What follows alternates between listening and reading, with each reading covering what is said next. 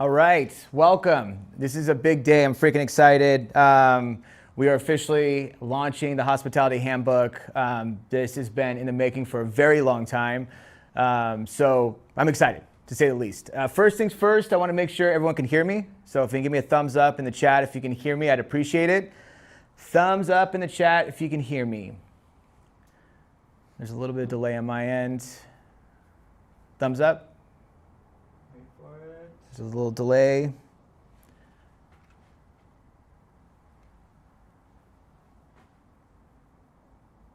No thumbs up yet? We can hear you. All right, cool. Thumbs up are coming in. All right, so we're going to get started right away. So there's a lot here. So when I put this together, I was like, okay, I'm going to do a 1 hour event, and I want to give away all this stuff. I want to do, a big thing was hospitality, right? Hospitality Handbook. One thing you're going to notice when you do get this book, if you pre-ordered it, that there's going to be a lot that goes around it, right? It's not just hospitality training, and that's a big problem I see with restaurants is they're like, train hospitality, right? Train to say these words at this moment, at this time, in this order. And hospitality is much deeper than that. It's nothing complicated. It really isn't. It's nothing complicated. It's just more so about unlocking it inside of people. Everyone is innately hospitable, and I hate that saying where they go, only certain people are hospitable, or you either have it or you don't. That's not true. It's just like anything else. Like you're going to be better at it than other people. Other people will be better at it than other people, but everyone's innately hospitable. There's no one I've met where they're not hospitable to someone they care about. And so it's unlocking that. So you're going to see a lot that goes through this, but my point of saying all that is that there's a lot of information here. And so I had the one day and I'm like, okay, we're doing this. And all of a sudden I kind of started going up to, I'm like, I need systems. I'm like, oh, we need a leadership one. Oh my gosh. And then we were going to need a culture. And it just blew up. So then I moved it to 2 days. So now we're on our day 1 and day 2. Day 2 is tomorrow. That's the big one. There's going to be a lot in there. And then we have I actually sent out, I hope you got my email. If you didn't, just email connect@30percentrule.com and we'll send it to you. But I did a whole hospitality training, 45-minute training. I just threw in there because I couldn't fit it in this event. So we're gonna have a lot going through this. So I'm just gonna get started, okay? So first of all, welcome to my book launch, the Hospitality Handbook Book launch. Welcome. Thank you so much for being here. I really appreciate it. We're excited to get this started. This is going to be an addition to the book, right? So the book is not shipped yet. The book will ship in 7 days after this event. The reason is because I added an extra chapter. I had to add this chapter and I did it very last minute. My team was not happy about it, but I was very adamant about adding this chapter. So we added the chapter, which was really important. And so we sent it off to the printing press. And so we just got a little bit backed up, but it'll ship within the next 7 days and then it'll be in your hands. So a couple of things. I just want to start off right off the bat. There's some hard truths we want to go over right now. And we want to get out of the way. Like, why are we doing this, right? Why is hospitality so important to our business and all that stuff? And I want to talk about some hard truths. First of all, food costs have climbed 35% since 2019. That's a freaking huge jump. That is an enormous jump. And I know everybody who's on this call is feeling it, right? Or in this workshop is feeling it, right? Next is labor. Labor is also up 35% since 2019, which is also insane. So you have food costs 35% up, labor 35% up, occupancy, rent, right? Rent has risen 14 to 15%. Utilities 10 to 18% year over year. Credit card fees are up. And supplies and disposables have almost tripled and quadrupled in some cases. My point of saying all this is that there's a lot that we're fighting against, right? It's not as easy as it was, and it wasn't easy to begin with. Now we're going through some really difficult times as restaurant owners. Now, you can be super successful if these things still affect you, right? You guys could be crushing it, killing it, millions and millions in the bank every single year. These things still hurt you. These numbers still hurt you, right? They're holding you back from being able to invest in training, invest in new things, invest in that extra manager, that training manager, area manager, whatever it is. It's holding you back and from investing in these things. And so the reason I'm talking about this is because here's the crazy part about it, right? Okay, so we just went through all those numbers, right? Let's look again, right? 35% food costs, 35% labor costs are up, 14 to 15% up in rent, 10 to 18% utilities. Credit card fees are up, disposables are tripled, almost doubled, or quadrupled. So here's the crazy part about that. More restaurants are opening than ever. It's a big freaking deal, right? More restaurants are opening than ever, and right now it's more competitive than ever. People are so competitive in the restaurant industry. So we have so many factors working against us as owners. And the point of me telling you this is that there's good news, right? So it seems all dire. That's, oh my God, Preston, give me all this bad news, right? This is a book launch, but there's good news. And that is that I'm gonna show you how to combat rising costs. I'm going to show you how to maximize customer spend and retention, and I'm going to show you how to be your competitor's worst nightmare, all by using hospitality. And I'm going to explain to you how that works. Now, this isn't new. I'm not showing you something new. I'm not a genius. I'm not nothing special, right? I'm just using tried and true methods that work, and we've simplified it, and I'll show you how we've done that to distill it into simple systems that you can implement. But these are tried and true systems. And I want you to look at these case studies, right? Chick-fil-A does $25 billion annually. They do it through hospitality. Ding Tai Fung, $27 million per location. They do it through hospitality, right? Consistency. In-N-Out, $3 billion annually, selling $6 burgers. They do it through hospitality consistency. Those are the big things, right? And these are all frameworks they've done. Now, In-N-Out has been around since I think the 70s. Chick-fil-A I think has been around since the 70s. I think Ding Tai Fung's been around since maybe the 60s. So they've been around for a very long time. The good news is they created a blueprint of success for everybody else.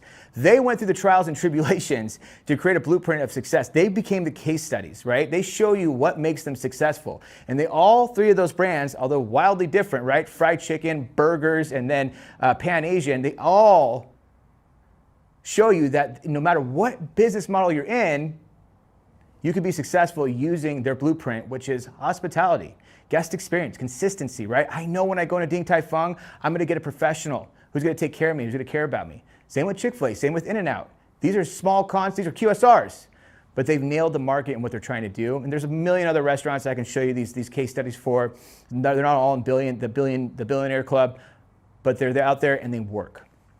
And so I'm going to show you how to make your brand unstoppable using hospitality. Again, this is in conjunction with my book. So you're going to get my book. It's going to have a lot of other teachings. These are different teachings of what's in there. Some of them do overlap, but they all work together. So you can take this and then get the book. It's going to be a nice little duo for you. So if you didn't already know, my name is Preston Lee. I started the 30% rule. And my whole thing is I want to change the game by giving owners the most tools to have the highest chance of building an unstoppable brand. Right? That's my goal. I want to give you the most tools, right? And I do it for free. You see it. If you follow me online, I post things every single day. If you follow my YouTube or if you subscribe to my YouTube channel, which not enough of you do, there's so much good content. There's so much training. It's the 30% rule on YouTube, or you search my name. There's so much freaking training on there. It's 20-minute, 30-minute ones versus minute 30 on the reels. But I'm putting stuff out every week, every single day, constantly, just to give you tools to be able to succeed at the highest level. I want you to create an unstoppable brand. It's all contingent on if you do it, but I want to give you the tools to be able to do it. And in the spirit of this mission of helping restaurant owners become unstoppable in their brand, I put together this free book launch, right, to celebrate my first book coming out, and I'm giving away $5K worth of real free bonuses. Now, when I say real free bonuses, this isn't like, oh, here's a download, like, oh, here's a spreadsheet, to go, use, and hopefully that works out for you. There's a lot of free bonuses. I'm going to go over them afterwards. You have to watch both events in its entirety to get the bonuses, but I'll go over the bonuses later on. They're freaking awesome, and I'm going to show you what they're all about. You're going to be excited, right? But I want to give you even more tools, right? These are free, absolutely free, and they're valuable. I'm telling you right now, once these bonuses are not just made for bonuses, these are products that I sell, and I'm going to put them back on sale after this book launch. But since you're here supporting me on my book launch, first of all, thank you. And I want to thank you not only with words, but I want to show you what I can help you with outside of just this book launch. But I'm going to be honest with you. I'm no saint, okay? I want to make money just like you. And just like you, I work hard. I work hard to build a brand that people will trust, and hopefully I can help one day. That is my goal. And scaling restaurants is how I make money. I make money by helping scale restaurants, and I'm pretty good at it. Not to toot my own horn, but I am pretty good at it. It took a lot of time, a lot of effort, a lot of energy, a lot of trial and error, a lot of sleepless nights, a lot of 7 days a week, a lot of 18 to 20 hour days, but I committed to making that happen. And with that, we've had a lot of success as a 30% rule. We've had over 300, we've helped scale 300 restaurants worldwide. We've helped contribute to over $250 million in additional sales.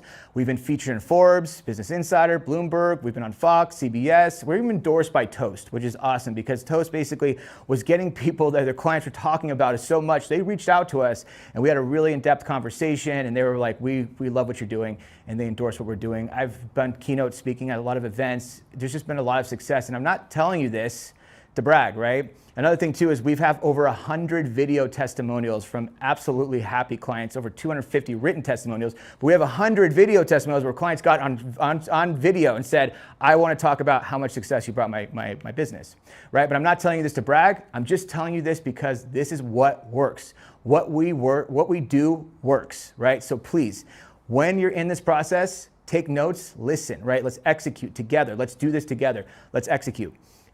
Take action, right? Just trust in the process, okay? Because again, these things work. Now, as a part of my mission to make as many owners as successful as possible, I'm giving it away for free during this book launch. So everything that I've been training, I'm giving it away for free during this book launch, processed, systematized, and executed at a high level, but we need you to work with us to do that. We need you to execute. I can't execute for you. So I want you to be successful, okay?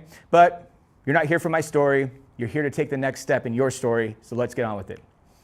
So first things first, here's what I'm going to show you today in this launch, right? I'm going to show you how to develop your leadership, training, and systems to maximize sales, which is important. We need to work on maximizing sales. You need to have upsell protocols. You need to have a culture of upselling.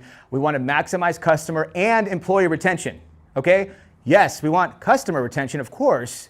80% of your business after a certain amount of years is going to be retention, but we also want employee retention because employees cost money to train, right? We want to build a culture, build a brand. We need long-term employees to do that. And we want to show you how to maximize your brand value and ultimately longevity for your business. We want you to be that 10, 20, 30-year legacy brand that keeps growing and keeps scaling through innovation and focus. And we want to do this in the simplest way possible. I want to show you how to execute all this in the simplest way possible. That is my mission, that is my goal, and that's why we create the 5 phases of excellence to show people how to do that. Now, no matter how complex your business is, there's only 3 types of businesses, right? They're in 3 stages.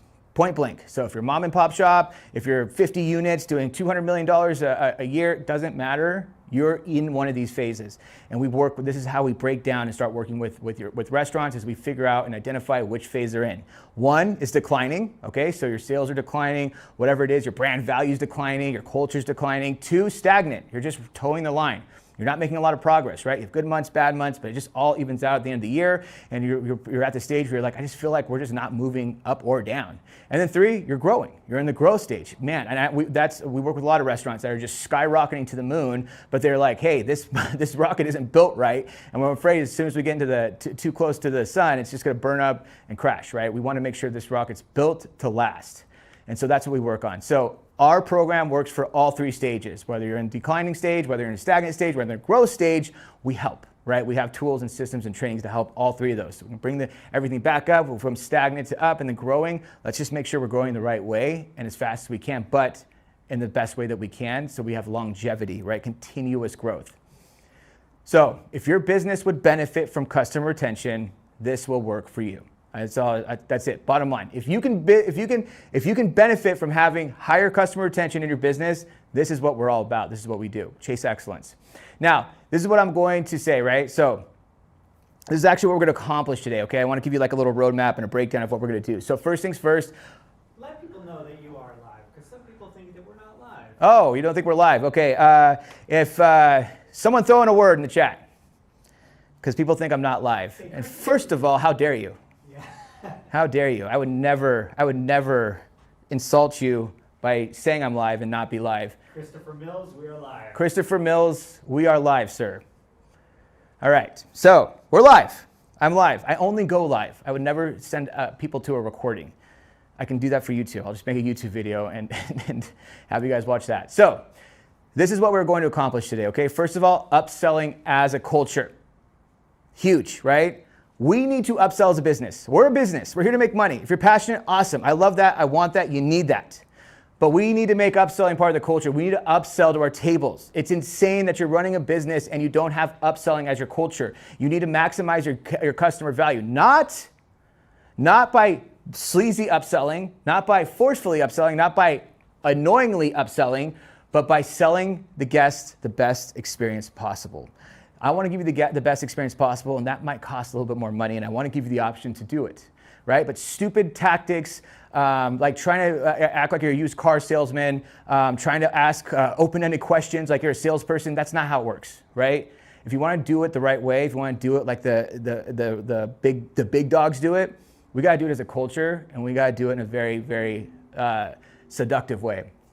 Hospitality mindset training. Again, we need to train hospitality as a mindset, not as a function. And I'll show you what I mean by that. And then lastly, we're going to show you how to develop consistency through leadership development. Your consistency hinges on your leadership development. Everyone comes to me, a lot of restaurants suffer from inconsistencies, right? I mean, put a thumbs up in the chat if you're like, we're not consistent, or we're not as consistent as we want to be. It's totally tied to your leadership development. Your leadership team is what makes things consistent, and I'm gonna show you what I mean by that. Okay, so first of all, as promised, you're gonna get 5K in real bonuses, and I'll break those down for you later on, explain how to get them at the end of today, so be prepared for that. All right, now for the main event, because we're already running behind. Imagine that. I talk a lot. So first of all, I want you to look at this, okay? This is really important because it's all about focus. Owners, leaders, you're not focused. People aren't focused on the right things. Now, I don't mean you're not focused in general. You're just not focused on the right things. If you're focused on 20 things, you're watering down your focus and you're not giving the attention that the most important things need. So I'd ask you this, what is the most pressing thing that's keeping you up at night, that's been keeping you up at night, the problem you can't seem to solve, that you keep trying to solve? Now, a lot of that's going to fall under this. It's going to fall under my leaders don't execute the way I want them to. My staff is inconsistent, not bought in, not delivering hospitality like I want them to. My systems aren't where I want them to be. My training's not where I want it to be. Our consistency in general as a restaurant is just not there, right? It's usually around those 5 things, and that's because you're not focused on those things. You have a watered down approach, you're kind of focused on it over here a little bit, but you're not focused on these things too. We need to make sure we're focused on what's most important and solve that problem. And so I break it down really simply like this, right, with this graph. So first, you have marketing. How do we get people in the door? Now, marketing could be on the other side of retention, right? Retention on the other side. How do we retain the guests as much as humanly possible? How do we get the highest retention rate? And that kind of swings back into marketing, right? Swings back into marketing because retention is marketing. You're churning the guests into marketing machines, right? I want to give you such a good experience that you become a marketing machine for us. I'm going to invest in my servers and in my staff and in my leadership. I'm going to invest in them. And that's marketing dollars because when I invest in them, they're going to churn my guests into marketing machines, and that's free. So instead of trying to pay for marketing on the outside, I'll pay for marketing on the inside, get them to turn the guests into marketing, which will be the most powerful marketing. Word of mouth is still the most powerful marketing in the world. You can put the best ad in front of there, the best Instagram post, whatever it is, but if your friend or family member or someone you trust comes up and says, you have to go to this restaurant, that is going to be the most powerful marketing machine you can have because you're going to listen. And you're going to say, okay, done, right? And there's nothing that's going to match that. So we have to focus on marketing, and then we have to focus on customer value. We have to maximize our customer value. Again, this is done in a seductive way, and I'll show you that in a minute. And then it's retention. How are we maximizing retention? Now, you see there's 3 layers there, right? It's like a little pizza with 3 layers. We have to go, like let's layer 1, layer 2, layer 3. Now in retention, what lives in retention? Leadership development, because your leaders have to be able to manage the staff properly, train the staff properly, motivate the staff properly to ultimately get retention. There has to be training in there and systems to give the staff the tools to be able to retain the guest at the highest rate possible. Absolutely crucial. So you get to see that there's a lot in there, right? But we just want to see that focus broken down. Marketing, customer value, retention. If I can get people in the door and I can get the most money out of them and I can retain them, you're going to have a freaking successful business. But how do we do that, right? We're going to break it down in these 2 days. So first things first, this is the 5 phases of excellence that we've come up. Again, we break things down simply, right? Simply. This is it, right? This is all you have to focus on. Everything that's keeping you up at night, the biggest headaches you have, I've interviewed over 1,000 business owners, right? Not interviewed, analyzed their businesses, right? Come in, we analyze their business. About 1,000 business owners altogether. Most of them are restaurants, hospitality focused, but a lot of them are just businesses. Not a lot that aren't are? Just businesses, regular businesses, right? Hair salons, car dealerships, real estate offices, all that good stuff. And with these 5 things are what they're always missing, right? They lack leadership development, they lack systems, they lack proper training, and they definitely lack follow-up and accountability. We need to get all these things down, right? We cannot accomplish anything at a high level without this. You will not have consistency across the board without this. You won't have ultimate buy-in. You're talking about Chick-fil-A, Ding Tai Fung, In-N-Out, like I use them as examples, billion-dollar club, right? What do you think right now, if you had to guess, do all of them have all of these 5 things in spades? Do you think they have a leadership development program? Do you think they have built out systems to the max that they tested and trained over time and refined? Do you think they have dynamic training, meaning their training is down to a T? Do you think they have follow-up? Do you think their managers follow up to make sure the staff's doing what they're supposed to be doing? Do you think the leadership team is holding people accountable? Right? Abso-freaking-lutely. Of course they do. That's the secret to their success. It's not that hard. Now, let's talk about upsells. Okay, so why do restaurants fail so hard at upsells? 90% of restaurants don't even ask. That's first off, right? And I ask yourself, use yourself as a case study. When you go into a restaurant, think about the last time you went to a restaurant, did you actually have your server upsell you? And I'm not talking about going, I'll get a vodka soda. Okay, did you want to do the well or did you want to do Grey Goose? Right? That's not upselling. I mean, that's a very low form of upselling. We can get them to do that. Stuff's still important, yes, but that is not what I'm talking about when we talk about upselling as a culture, right? Most restaurants don't even ask, okay? And when I say upselling at a high level, I'm gonna give you an example. I'll give you 2 examples, okay? So the first example I'm gonna give you is when I went to Universal Studios a long time ago. And I remember the ticket was $99 back then. And so I go to buy a ticket, and the guy at the booth says, by the way, would you be interested in getting a front of the line pass? It's $120. So it's 120% more to buy this. So he's upselling me at 120% more, which if I just said that to you, it would be insane, right? If I said, hey, I went to Universal Studios, I bought something, and they try to sell me on something that's 120% more, you'd be like, that's crazy. And so when he said that, he goes, it's a front of the line pass, which means the whole entire day, you can go in the front of every single line as much as you want. You don't have to wait in a single line in the sun at all. You can just go on more rides, enjoy yourself even more. And I was like, that is a lot more than what I was paying for. Not expecting to pay that. Can't necessarily afford that, but I really want that experience. So the answer is yes. So I bought it. Me and my girlfriend at the time we went the front of the line pass. It was freaking amazing. It was so cool. It was so awesome. We just enjoyed it so much more. And we see all these lines, hour and a half, right? And we're just going straight to the front.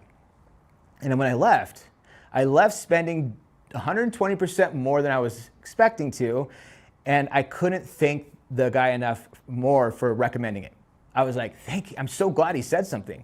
Like, thank you. That was amazing. Every time I come back now, I'm getting a front of line pass, which I don't even think they offer anymore. But I was like, at the time, every time I went back, I'm like, I am budgeting to get that front of line pass, okay? We have to have upsells built in like that, okay? And 90% of restaurants don't even ask. So you're missing out on a lot. Your PPA could go from 30 to 38, right? Almost overnight if you have these things built in. But you have to have a culture of upselling. And what I mean by that is you can't just request your staff to upsell, right? You have to make it the culture. You just can't request, hey guys, listen, today I really want you to kind of upsell. So you really sell that tomahawk, guys. Really try to smell that smoked old fashioned. Hey, ask for appetizers. Suggestive sell the appetizers. Hey, really ask for a dessert. Get the dessert in there. Ask for a coffee at the end. Try and get that second, third cocktail, right? Those are all requests. Your staff already knows to do that. They're just not doing it because it's not part of the culture. And when it's part of the culture, that means we do it no matter what, right? It's a culture, definition of culture is the way an organization or business thinks, behaves, and works together as a team. So how they think together, how they behave together, and how they work together as a team is a culture. So if they're thinking about upselling, executing, behaving on upselling, and working as a team to upsell, like, hey, here's like a little trick I've been doing to sell more desserts. Here's a little trick I've been doing to sell more appetizers, right? Whatever it is. Here's the way I get that third drink in, right? That's working together as a team. That's a culture. But we have to build that out first. What people do, what restaurants do most of the time is they try and do it at the back end and request it, right? You're trained up, you're this, yeah, we're gonna talk about it. Try and upsell, right? But then it's like, okay, cool. Now, I always ask, like with situations like this, I make it really simple, right? It's not optional. And not optional as in like we're gonna be like following them around and there's, and somehow enforcing it. It's more of like if a bartender closes out at the end of the night, it's not optional for them to turn in their bank. they count out their bank no matter what, whether they like to do it or not, whether they're good at math or not, whether they're tired or not, they had a long day, it doesn't matter. You are closing out your cash drawer and then you're dropping your cash. It's not an option, right? And they don't think about it as an option. They just do it because you've made it the culture to say these are not options. Simple and clear. Got it, right? Show you how to do it, show you the expectation, and that's it. If you don't train your bank, you're gonna be fired. If you're more than $5 overnight, you're gonna be written up. If you get written up a certain amount of times, you're gonna be fired, right? So it's crystal clear to them. Now, we're not saying firing them is a solution. It's not what I'm saying at all. I'm just saying that's how you make something part of the culture, is by setting the expectation and then making to where they go, this is just part of the culture. I don't question it. It's not an option, right? And I'll show you a little bit more on how to do that. Now, it's not your staff, it's your training and leadership. So when it comes to upselling, it's not your staff, it's your training and leadership. So first of all, your leadership's not enforcing it, not promoting it, not living it, not making it part of the culture, but your training is also broken. We need to train them on how to do that, right? And there's a couple of things that we want to focus on. So upselling 101, first things first, you have to have a strategy. You have to have an upselling strategy. If you don't have a strategy for them, you're saying, I want you to figure out the strategy. Now, remember one thing. If you want to be successful as a business, successful in any business, you have to rely on systems and training and not people. If you rely on people, you will fail, at least at some level, right? You will fail to chase excellence. You will fail to deliver at a high level. You'll fail to scale past a certain point. You have to rely on training and systems, which means you have to do the upfront work. I have to have a strategy that's almost foolproof, that no one can mess up, that's super simple to implement, and then I put that strategy, number two, and I implement it into the training process when people get hired. So here's a strategy, super simple. Here's how you're gonna upsell. We have our menu engineered the right way. When someone orders this, you offer this. When someone orders that, you offer that, right? You sell a dessert at this time instead of this time, right? We have metrics and ways of what we do things, and it's all just asking. Bottom line, we just had someone whose PPA went up almost 22%. 22% for 6 months. It's up 22%. What happened? We interviewed the staff. What are you doing? One thing and one thing only, asking. That was it. They just were asking. They had the strategy, and they would just ask when something was ordered. Simple as that. No follow-up, no pressure, no, oh, did you open any question? I'm a salesperson. I'm going to do the sales psychological tactics. No. I'm going to give you the best experience possible. I'm going to have knowledge. You're going to trust me because I have knowledge and I hold myself professionally. I'm giving you a really great experience. And then when I make a recommendation, if you're interested in a better experience, which that's how I'm presenting it, and that's what I'm giving, then the answer is yes, right? So 22% just by implementation and then follow up, right? Now that we have we create the strategy, we implement the training. After they're done with the training, what do we do next? We follow up. We have to follow up. If we don't follow up, it just becomes a request. If we're just requesting things, we're relying on people and not systems and training, okay? So the challenge is to increase the check average by 8 to 11%, which you can absolutely do. That's how I challenge you to do. Increase your check average by 8 to 11%. Just start there. How do I get from 8 to 11%? Our average client gets to 8 to 11% on average. That's on the lower end. Higher end is 25 to 30. But lower end is 8 to 11. So I challenge you just to hit the low bar by simply creating strategy, having implementation, and follow-up, making it part of your culture, okay? And so how to implement and create a culture of upselling is going to be tomorrow. We're going to go into that a little bit deeper. We're already running behind. So we want to go now. So we have the marketing, and what we just talked about was customer value. Again, this is what you should be thinking about as an owner and as a leader. How do we maximize customer value? We have people walking in the door already, right? The hard part's over. We have them in. Now we have to do two things. We have to maximize their value by giving them the best experience possible, and we have to retain them. We have to get them to come back, and we want to multiply them. Retention is multiplication, right? We want to multiply them. I want to turn one guest into 3. How do I do that? Well, I have to give them a reason to talk to their friends and family about it. Now, I want to talk about rewiring a hospitality mindset. This is a big one. So when we're talking about retention, we're talking about hospitality, right? We have to give a level of hospitality that no one's really ready for, right? And it's going to separate us from the competition. Again, everything's going up in price, right? Everything's going up in price. So how do we combat that? Well, we maximize our customer value. We make sure that we're increasing our check averages by 8 to 11%. That'll help combat that rise in cost with everything that goes along with it. Now what we can do is get more people in the door. So now that we maximize them, we learn how to do that, we're getting more people to come back, and they're telling friends and family about that. We have to do that through hospitality. Bottom line, period, okay? So first things first, I want to talk about this, the 3 levers of buy-in. Really simple. Expectation phase, commitment phase, reinforcement phase. Expectation phase, hiring, when I'm actually interviewing someone. I'm setting clear expectations. If you don't have a map of your interview questions dialed in for interview 1, interview 2, interview 3, then you're not going to be able to do this, right? Here's the expectations. Do I need to know if they've actually worked in a restaurant before? I can ask them a couple questions and I should be able to identify it like that. What I need to know about is their personality, their willingness to grow, their willingness to be coached, all that good stuff. And then I'm gonna set expectations for them. Here's what we expect and here's what happens when you don't do it. Are you okay with that? Here's what we expect and here's what happens when you don't do it. Are you okay with that? Next, we go to commitment phase. Okay? Commitment phase, which is training phase. Their mind is a ball of Play-Doh, and you can literally mold it into whatever you want because they will commit to whatever you train them on. If you tell them they're going to have to roll 300 rolls of silverware every single night, they might go, that's crazy, but if that's a job, I'll do it. They'll do it. Bottom line, they will commit to whatever we train them on. But first, we have to train them well. And then we have to worry about the next phase, which is where 90% of restaurants get it wrong, the reinforcement phase, which is when they step onto the floor, right? They step on the floor and go, here we go. I'm going to roll 300 silverware every single night, right? And they go, wait a minute. He's not rolling 300 silverware. He rolled 50. She's not rolling 300 silverware. She rolled 70. He only rolled 20. Oh, that wasn't a standard. That was a request. It's up to me. So it's up to me how much I roll. So now I'm going to do whatever I want and see whatever I see it fit as a good job because the company's relying on people not training in systems. So if you train the heck out of someone, if you hire the perfect person, train the heck out of them, but then they get on the floor and no one else is doing what you trained on, they're going to fall back into their own standards and their own way of doing things. But if they get on the floor, right, I'm going to roll 300 silverware, boom, I get out at night, everyone's in a circle and they're all rolling 300 silverware, boom. Without question, without complaining, without fail. All right, I'm going to roll 300 silverware. Done, right? Done deal. I'm going to do it until the end of time because everyone else is doing it. I was trained on it, I committed to it, and now everyone else is doing it, I'll do it. But when I get on the floor and no one's doing it, that's a problem. So we need to fix that.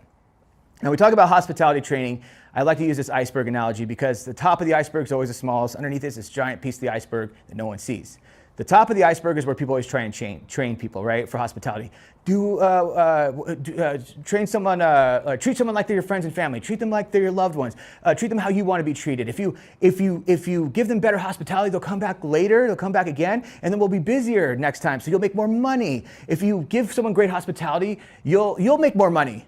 Imagine that. You'll make more money if you get better hospitality, so just do it, right? But that doesn't work. You know it, I know it, we know it. It doesn't work. If that worked, this would be so easy.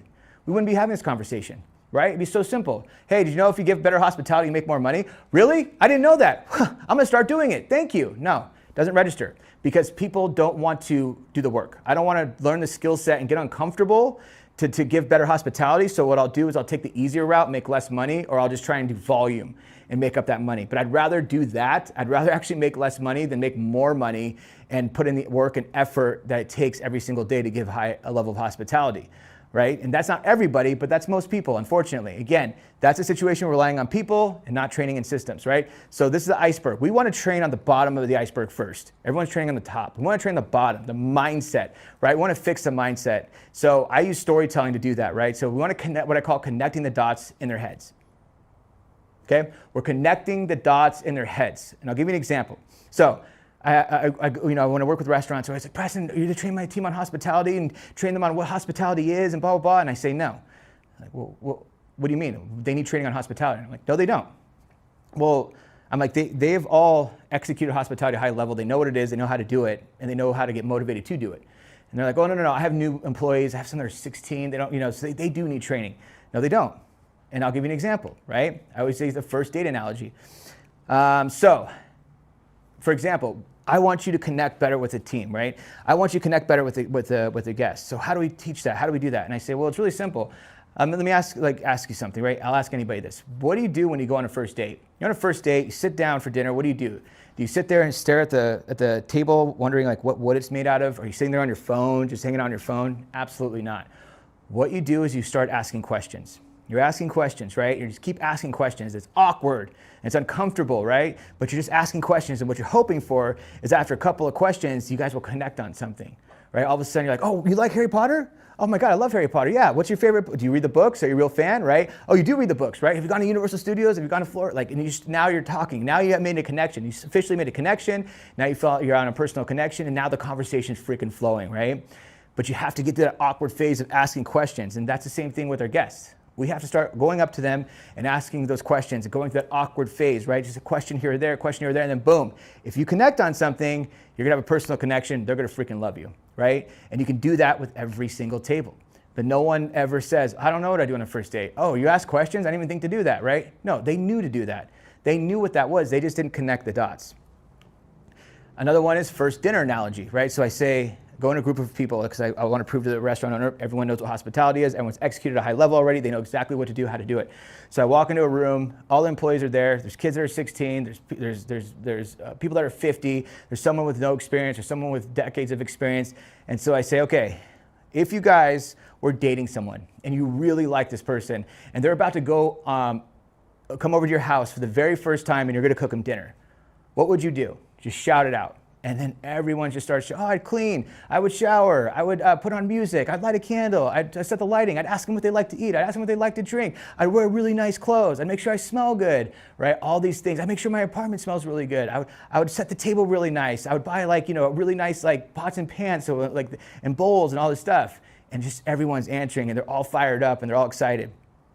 And then I say, why would you do that though? Why are you doing all that stuff? Why aren't you just showing up in like a dirty shirt with a mustard stain, right? Because it's easier not to get dressed and you just open the door and you go, hey, how's it going? So I told you it's dinner, so here's dinner. It's right there. When you're done eating, let me know, I'll clean it up and let me know if you need anything.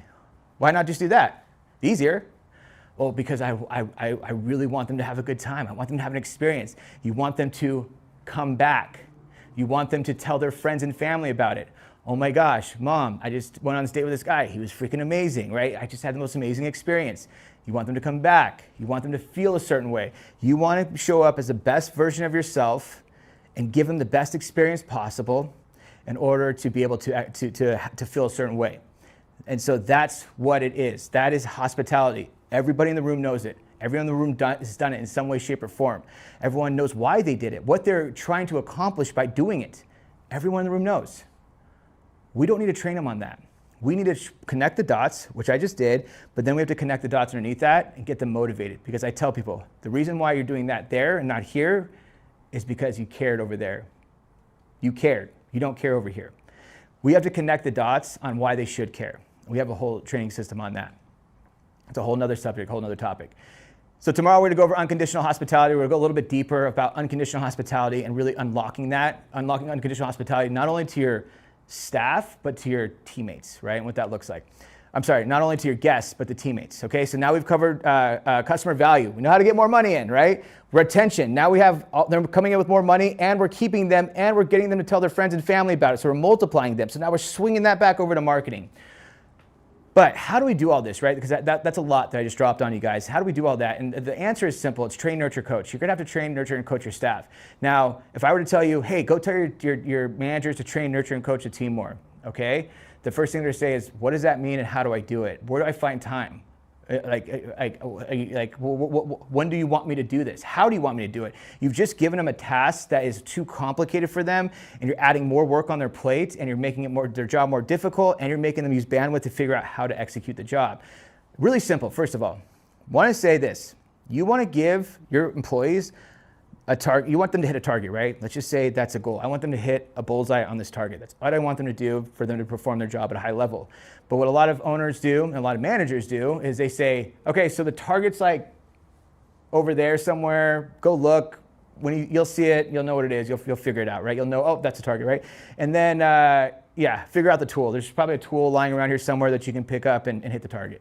And so that creates a lot of friction and a lot of lack of clarity. And that's what training's all about, is clarity. The more clear you can be with training, the better you'll be, the more successful you'll be. So what happens is, I'm an employee, so I'm like, okay, where's the target? Is that the target? I think That might be the target. Maybe is that the target? Okay, tool. I'll use this. I don't know how to use it or what is it or what, do I need to put something together, right? Think about all that trial and error they have to go through. All that trial and error they have to go through to be successful. Or I can just make them the most successful as possible by giving them absolute clarity.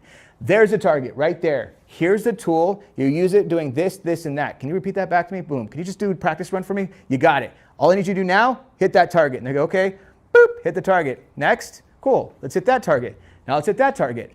That's clarity and training.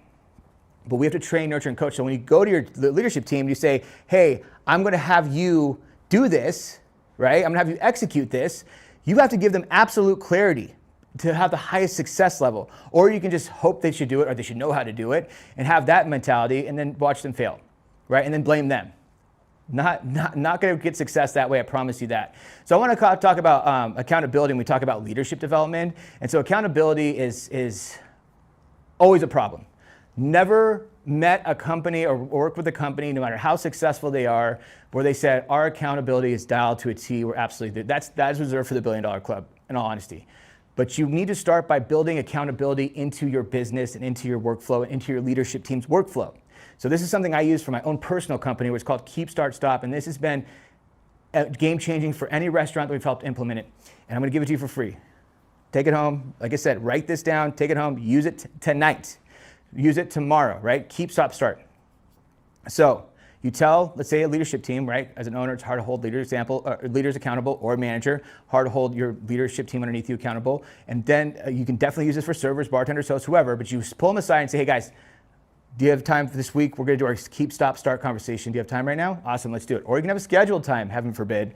And so you're going to pull them aside and say, okay, Preston, I want you to keep bringing your energy. Like, can I be honest with you, man? Like, your energy rubs off on me. And sometimes I'm having a bad day and your energy like is infectious and it just makes me have a good day. Can you just do me a favor? Keep doing that. Like, seriously, you're crushing it. Oh yeah, of course.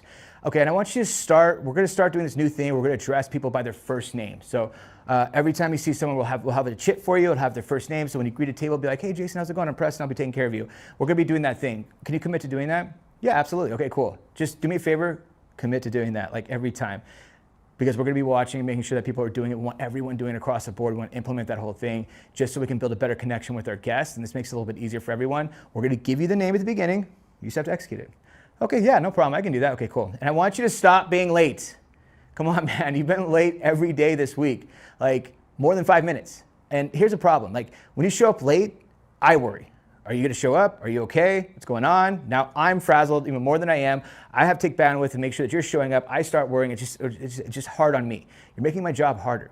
Then your teammates worry, right? Someone wants to go home sometimes. They're freaking beat. They worked a long day shift and they're waiting for you and now you're 5-10 minutes late. Now you're causing friction with them. You're making their, and all you have to do is show up on time.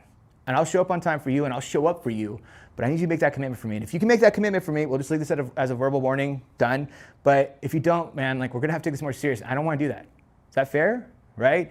Boom, so you just gave them an accountability speech, which they're prepared for, because they know, well, I'm going to keep, stop, start. They might say something. They're probably gonna tell me something that I need to work on.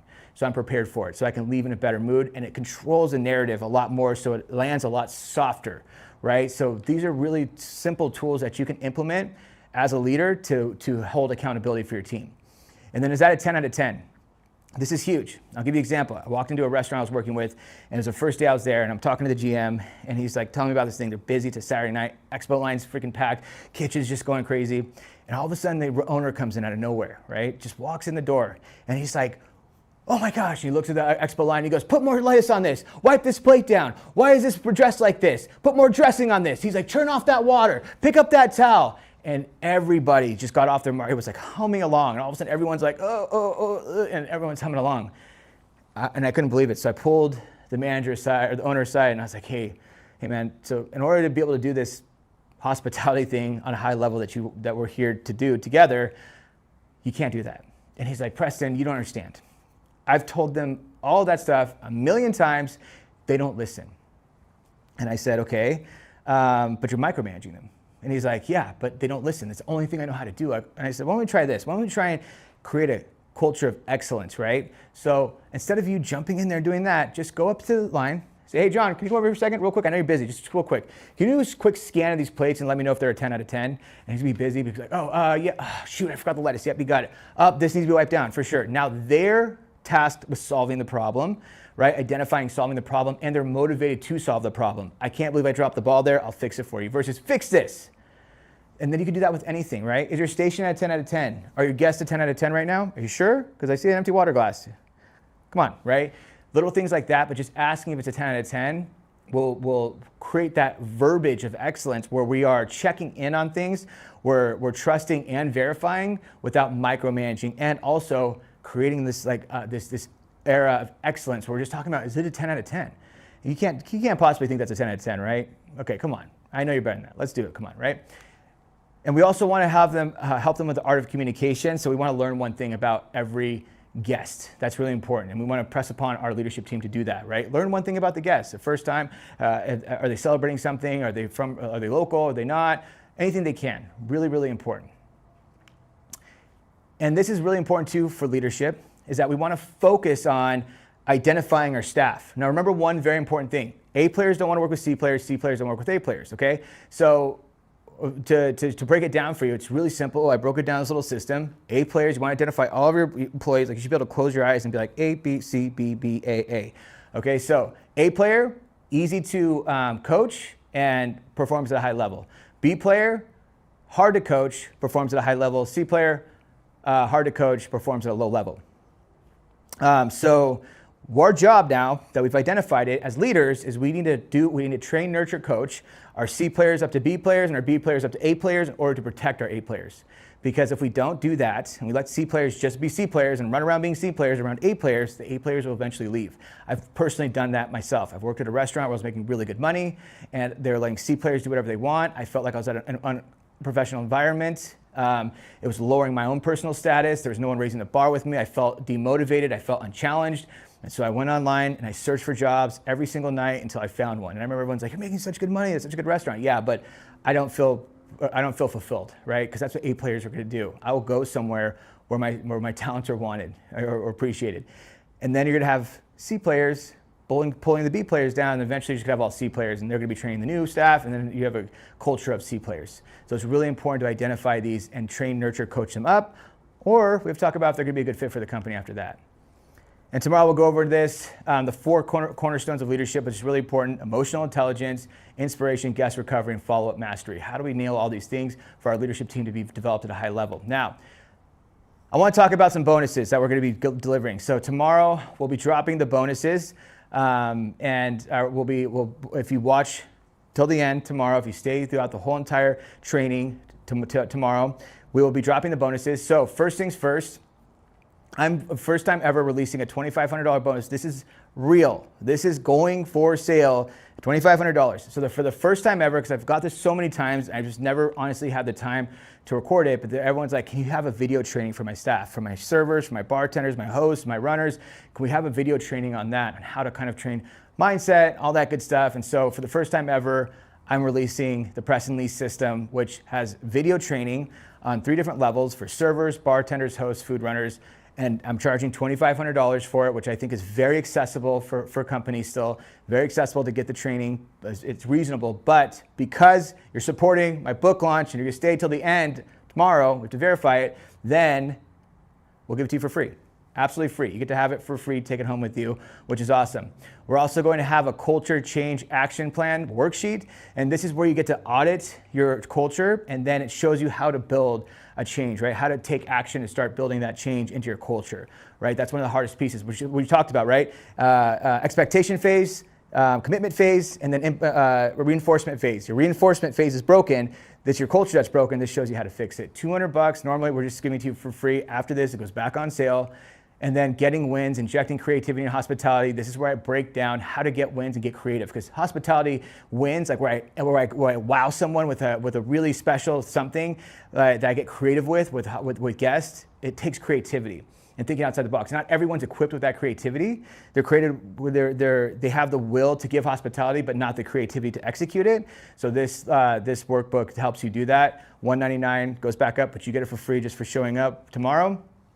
We have the Hospitality Wins System tracking system. So now that we're showing you how to do the wins, let's track the wins, right? $199, yours for free tomorrow for showing up. I love this. Advanced leadership interview questions. Your leadership is such an important and crucial role. I cannot stress enough how important it is. It could be a $100,000 swing for the year, right? Hiring the wrong GM, hiring the wrong manager can literally swing $100,000, cost you $100,000, or make you $100,000, depending on the right hire, right training, and right systems you give them. But it all starts with the hiring process, right? We got to hire them correctly. And a lot of times it's just like, hey, let me ask a bunch of questions. See if I like them, right? No, let's ask questions to get to the bottom of their mindset and their willingness to be coached and be adaptable, and if they fit into our culture. And so we put this together. We actually use FBI and CIA tactics to read people, put in this book. I freaking love this thing. Again, going on sale after this. You get it for free just for showing up tomorrow. Advanced upselling guide. We talked about this, the culture piece. This will come with it. It's a little workbook that you can use alongside of what we train to kind of build that up. And then 5-star profits. This is awesome. It just shows you a little like a cheat sheet on how to manage your P&L correctly and make sure you're staying on top of things. Now, here's the crazy part. Okay. We just came out with 6 new tools that we're putting on for sale that's going into our catalog, right? But I said, okay, these are brand new. We haven't even released them yet. And I said, you know what? If people show up for my book launch or support my book launch and maybe even buy a book, I will give all 6 tools that we haven't even released yet for free for the book launch. If you show up tomorrow, all 6 brand new tools that we haven't even sold one yet, right? We haven't even made it available to the public. I'm going to celebrate by just giving you all 6 tools for free. These were designed by leadership development from Disney, from Montage, from Ritz-Carlton, from Chick-fil-A. These are really cool tools that we've created specifically for leadership development, systems, training, culture, all that good stuff. Free, just for showing up tomorrow. My gift from you, for you supporting my book launch and maybe buying a book. No pressure. Yeah, so that's what we want. Now, you guys have a lot of questions, hopefully, because remember one thing, the quality of your life comes down to the quality of your questions. So hopefully you guys have a lot of questions. You guys should have a lot of questions right now. You guys should be like, Preston, I got questions, I need you to answer them. And I will, and we'll do the Q&A tomorrow. I am going to stay and answer everybody's questions tomorrow. So if you have questions, show up tomorrow, answer those questions, write down the questions, right? You should have more than one question. You should have more than 10 questions. And I'm giving you the opportunity to ask me the questions, but you have to ask the questions. So write down the questions, and I'll answer them tomorrow after our last day of the book launch. I'll answer all the questions. I'll stay till the end. I'll stay for 2 hours if I have to and answer questions. But come in ready to ask those questions. I'm happy to answer them. Until then, remember one thing. Knowledge is not power. Knowledge with action is power. I'll see you tomorrow, 1 p.m. PST. Don't miss it, or you don't get the bonuses. And more importantly, you don't get the freaking awesome training that I put together just like I put together here today. All right? I'll see you tomorrow.